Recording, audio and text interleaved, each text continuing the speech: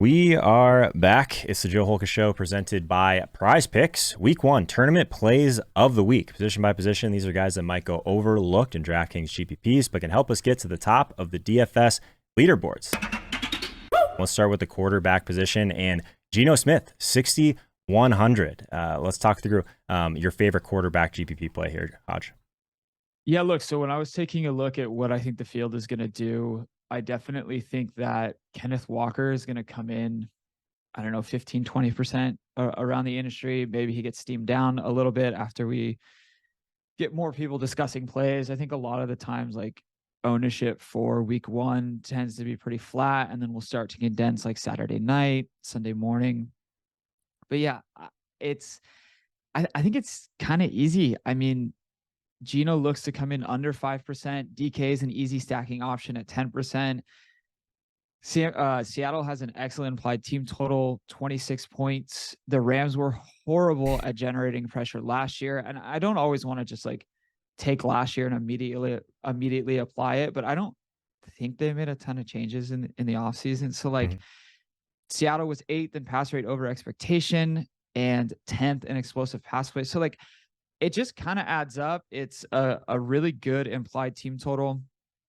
And I think the second highest over under on the entire slate, I think Miami and LAC is just like a clear dominator. So to me, it just made a lot of sense. Like Geno looks good. And I think his ADP was wrong all off season too. So the whole draft season, like I think his ADP was off. It just looks like a really good spot to me. It's so uncomfortable to like be bullish on like the Seahawks offense because I still have like scars from like years ago, and this is like one that would just like burn me constantly. But yeah, Geno, I mean, when it comes down to it, Geno was great last year and they were playing at a high pace and the offense looked really good, which is maybe the whole problem all along was Russell Wilson, something we never considered a few years ago, which is absolutely wild.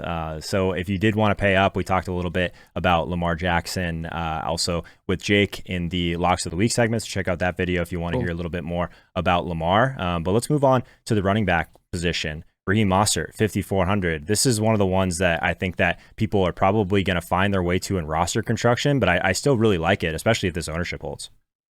Yeah, if the ownership holds, this is one of those spots where I think every year we're constantly just trying to like level what we do in DFS. And I think a big part of tournaments is finding individuals who are 5, 6, 7, maybe even 10%, and saying this player should be 10% or 15% or 20%, right? And if Mostert doesn't get steamed, he's that player for me. So we'll see Saturday night, Sunday morning when it comes in, but I think I'm still fine with him at 10%. I think like, is Ahmed even going to be anything more than a change of pace? I don't think so. Like, yeah. And then you've got Devin A-Chain, who's like, I know he's back at practice. He's out of his non-contact.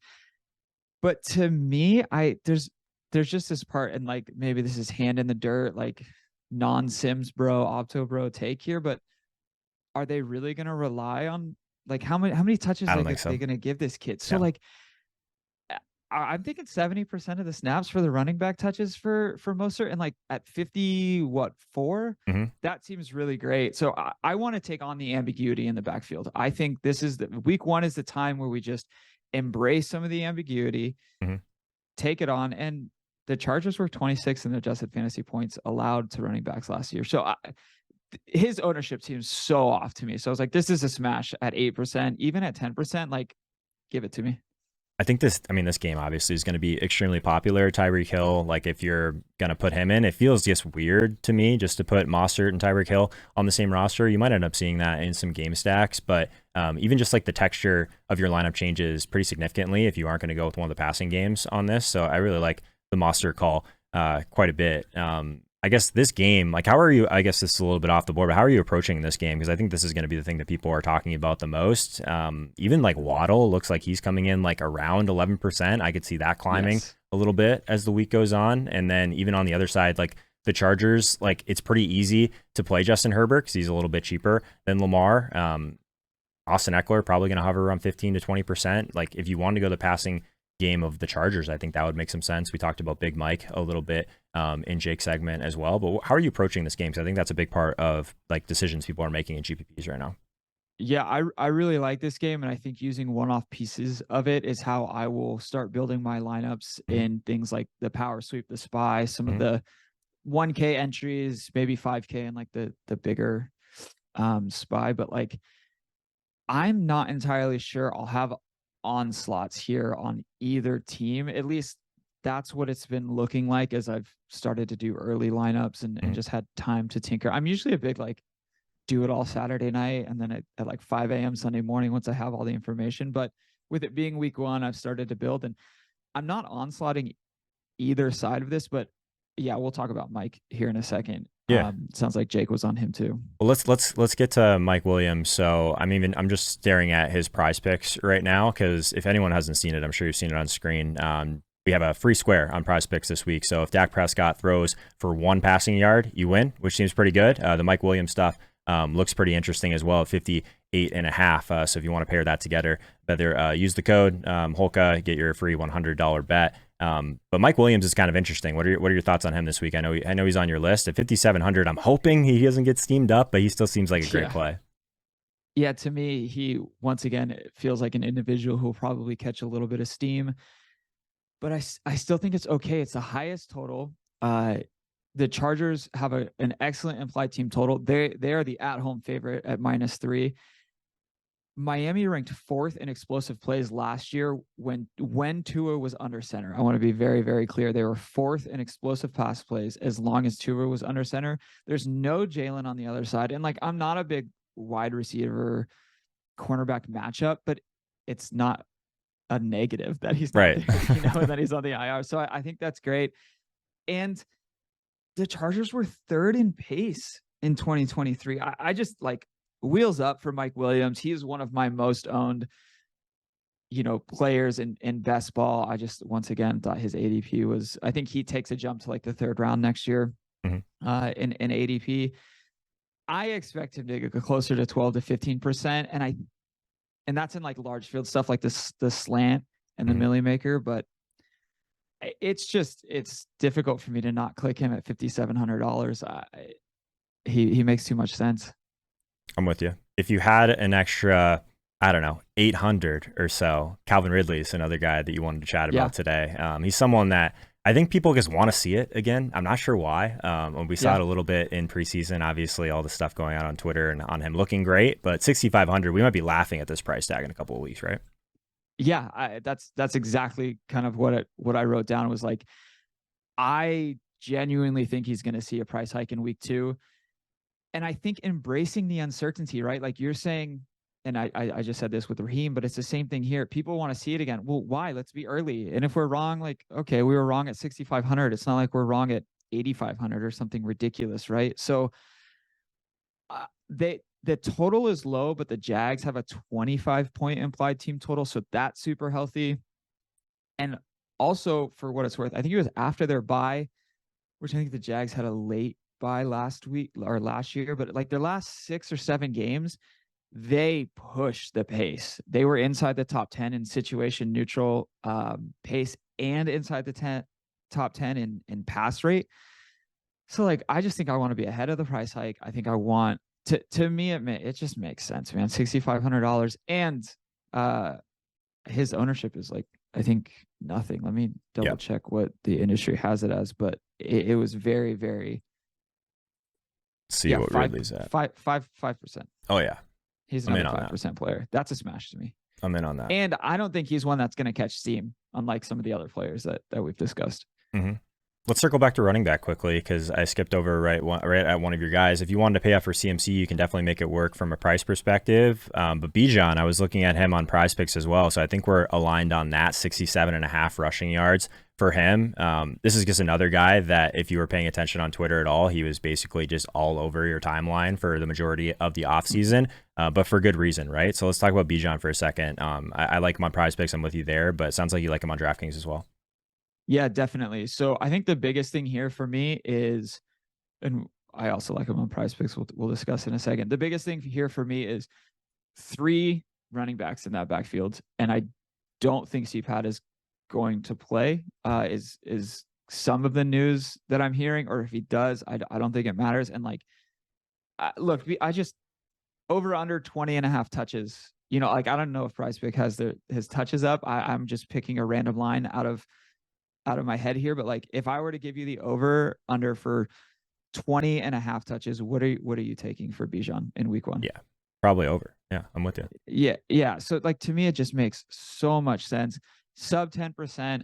And I think I'm not worried about getting unique at running back, but I think paying up for running back will help you lead to a overall better product sum of your ownership on your lineups. I just think it'll help you be a little bit more unique. So Yep. yeah, that makes a was lot of Bijan. sense. Especially, we were just talking about it, obviously, with a lot of the ownership just being sucked into Tyreek Hill at 8,200. You just automatically become a little bit more unique if you're going to basically spend basically that same amount for Bijan or for Christian McCaffrey.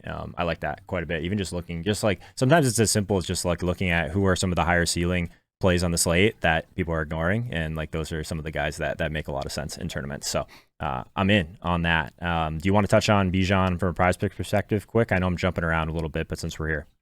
Yeah, for sure. Give me the higher on 67.5 rush yards. I don't know what else to say about that. That line seems a little bit too low, but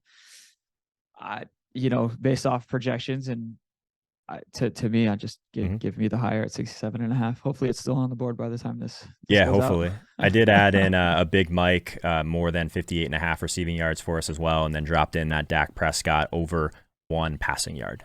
Seems pretty safe. So again, take advantage of that. If you guys haven't already, we don't get these free squares every single week on PrizePicks, and now's a great time to check it out. Let's circle back to tight end quickly. Juwan Johnson, he's 3,900. Thoughts on him this week with kind of an interesting tight end slate as a whole, I think.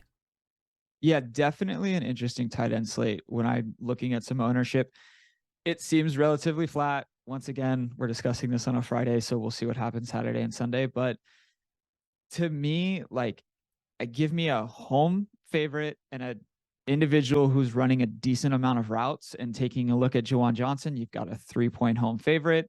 Over his last 7 games, he ran a route on 70% of his snaps and was top 10 in yards per route run. $3,900 seems reasonable. I think you could obviously look to maybe play a guy like Chig, but I think he'll have a little bit more ownership than Juwan at a similar price. And then punting off at tight ends is always an option with a guy like Luke Musgrave or something along those lines. So, but yeah, I just was kind of into Juwan. I think he literally could be like 1%. So I like it. All right, well, I'm going to jump into DST here, and I am probably going to force us to play this on our DraftKings lineup, which we'll get into a second. But Cardinals D, with everyone in the world playing the other side of this game with the Commanders, right? So is there anything else outside of that? I mean, they're very cheap. It's just basically a straight leverage play, right? Yeah, it's definitely a leverage play at a cheaper price point. And I think the Commanders' offensive line is not that great.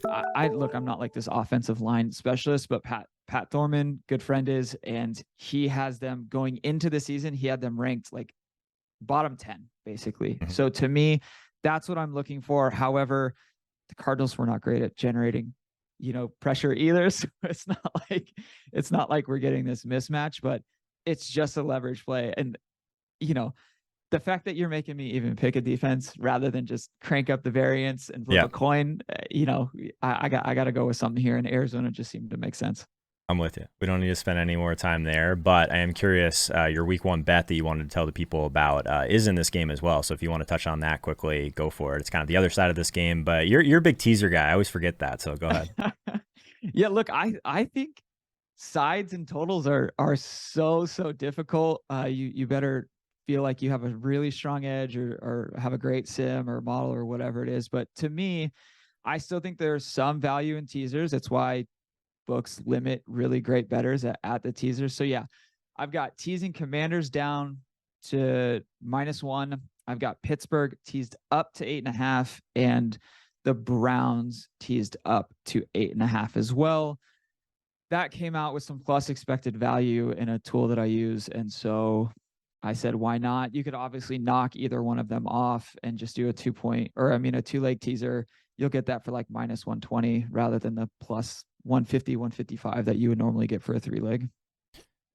Love it. All right. Well, before we build a DraftKings lineup, if you guys haven't heard the news this year, everything, all my picks, absolutely free. I'm going to spend like basically the entire season trying to build out what I think is going to be the best newsletter in the entire industry. Obviously, the off season, if you've checked it out, it's called the Touchdown Press. There's a link in the description. And also spent the entire off season building out a free course as well, which I'm calling the DFS Masterclass. So there's a link in the description for that. So if you've been kind of dipping your toe into DraftKings and FanDuel over the last couple of years and want to start getting a little bit more serious about it, I would check that out for sure. And I think that it will help a lot. Again, absolutely free. A lot of the stuff that you saw across my content last year, we did have some stuff behind the paywall. I'm just going to give it to you guys this year. Hopefully that's cool with you guys. There's a link in the description. Check out the free newsletter, the Touchdown Press. All right, Hodge, ready for the fun part? Let's build a lineup. Absolutely. Let's do it. All right, I do have Cardinals D in there, but I will let you take the wheel here on where we start. Cool. Well, yeah, I think, we can kind of build around a core of some of the players that we discussed and go from there. But to me, let's just put in Geno and let's put in DK with him as well. I like it. DK is another one that kind of might end up being like forgotten in that range. Like 7K is like an interesting spot of just like, you're probably like maybe playing Waddle at that point, or a lot of people will be, or at least trying to get up to Tyreek, something like that. So I'm in on that. Cool. Yeah, for sure. All right. Do we want to go get tight end out of the way and just throw Juwan in there at 3,900? Yeah, so I was debating that. Here's the thing. I think if we're going to bring back anything in Seattle, it gets difficult between a guy like Higbee and Tutu. Right. I just feel like I'm not entirely sure that you really want to the bring back options are just difficult, because I think you're either eating chalk or you're getting so unique that it's like, do I just play Van Jefferson at 3%? Right. So like Tutu is a great punt at 3K. So I'll lean on you on a preference for a bring back. If we don't go Higbee, then yeah, let's do Juwan. I'm always a fan of like bringing it back with the tight end just by like knocking it out in that way. Because like think of it this way, like the alpha game for Metcalf, like not saying that we should be playing the Seattle tight end or anything, but like we really want your core stack to go nuts, and it's just so much tougher to do that with the tight end position. But the other side of it, we still want the game to be sped up a little bit, right? So I'm always a fan of bringing it back with the tight end for that reason, because if you just happen to back in to a touchdown there on the other side of your stack, it really helps you in a lot of different ways, but doesn't necessarily hurt your core stack as well. So I'm in on Higbee, I think, even though I'm not opposed to going the cheaper route at wide receiver down the road here. But let's start with Higbee there. Yeah, agreed. And I think just to kind of piggyback on top of that, getting tight end is so difficult. Just get the correlation and like move on. I think that's what we're looking to accomplish here. Cool. Totally. Okay. So we have 5,900, so a ton of salary to work with here. We can pretty much do whatever we want with this Miami game. If we wanted to go Mostert, we definitely have room to do that. We probably have room for your boy Calvin Ridley on this team as well. So what are your thoughts on kind of the next direction here? Yeah, I mean, you want to lock them both in. If we go Raheem, like we don't have to go with Mike, but he's so cheap that I think we could still let's put Mike in there too. Do it. Okay, cool. Cool. So that leaves us with running back and flex, and we got 6K still the rest of the way. So tons of room, honestly. So if we did want to go with one of the cheaper wide receivers, we would have a ton of room at running back. So let's see what happens if we put Bijan in here. 4K. So, I mean, that's kind of a weird range at wide receiver. So maybe we don't want to go that direction. But what are your thoughts on running back and flex? You got 6K left at each position. Yeah, I think from there we could maybe look to attack one of these mid-priced running backs, since we have this really solid core of 6K, 7K wide receivers. So we could take a look at an individual. I know we didn't discuss, but once again, embracing some uncertainty here. $5,700 Javonte Williams looks to be in a pretty good spot, sub 10% ownership, and I think an individual who is gonna stay pretty flat and who's in line, he's another 20-touch guy, is Alexander Madison. Yeah. At home, Tampa Bay, home favorites. easily a lock for 17, touches. So like to me, I think he makes sense. I'll leave it up to you who you want to do from some of those Okay.